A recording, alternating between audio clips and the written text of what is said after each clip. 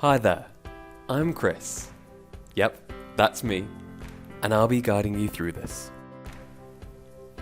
The first step for freelancers time tracking is codes and calculation. You want to make sure your calendar accurately reflects the amount of time you spent on the event and that it has a code. A code can be anything. It can be a word in the title of the event, or even a color. Once you've created codes for your different projects, you can then tell TimeNavi these codes and it will calculate the time for you. When you click Add Activity, you can choose which codes you want to track, whether this is word or color. You can also add an hourly rate so that TimeNavi also calculates your time and invoices.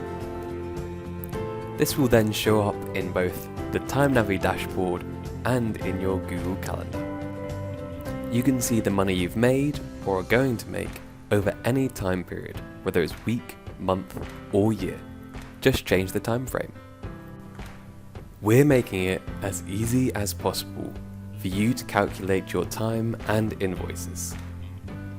That's it from me today. Easy, right?